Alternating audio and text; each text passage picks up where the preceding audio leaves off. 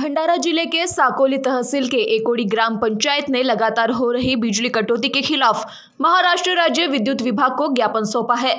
ग्राम पंचायत और ग्रामीणों ने आरोप लगाया कि घरेलू व्यावसायिक और कृषि विद्युत आपूर्ति बार बार बाधित हो रही, जिससे आम लोगों के साथ किसानों को भी भारी परेशानी का सामना करना पड़ रहा।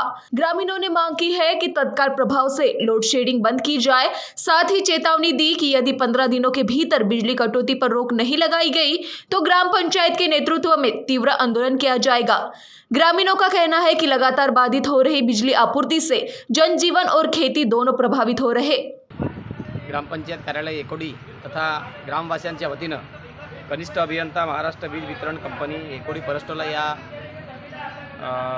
ऑफिसला कार्यालयामध्ये वारंवार महिन्यापासून जी वीज खंडित केली जाते, त्यामुळे घरगुती ज्या आमच्या समस्या आहेत त्या वाढत चाललेल्या आहेत। शेतीला मुबलक पुरवठा पाणी पुरवठा मिळत नसल्यामुळे शेतकऱ्यांचं खूप मोठं नुकसान होत आहे आणि लाईन बंद असल्यामुळे वारंवार लोड शेडिंग असल्यामुळे रात्रभर जे छोटे बालक असतात त्यांना झोप येत नाही।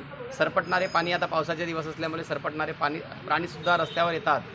कदाचित लाईट नसल्यामुळे जर अनावधानाने जर त्यांच्या सरपटणाऱ्या प्राण्यांच्या याच्यावर जर आपला पाय जर गेला आणि आपल्याला चावा घेऊन जर आपल्याला मृत्यू जर आलं आहे, याला कोण जिम्मेदार आहे?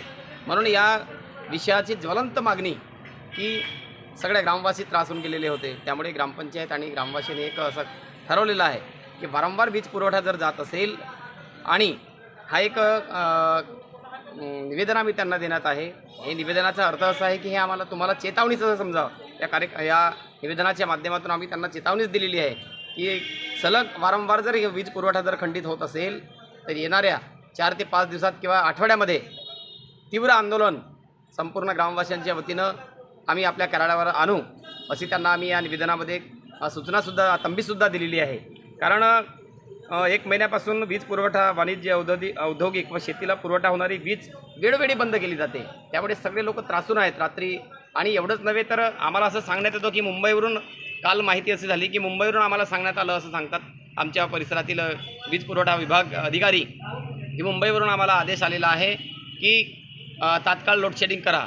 तर निव्वळ मुंबईवाल्यांना एकोडीच हे गाव माहीत आहे का? आजूबाजूला बांपेवाडाला वीज आहे, परस्टोलाला लाईट सुरू आहे, साकोलीला आहे, पिंडकेपारला आहे, म्हणजे एकोडी तसं का? जे मुंबईच्या यादीमध्ये एकोडी नाव प्रसिद्ध झालं आहे का? की या गावात जास्त वीज होत आहे की यांना खंडित करा?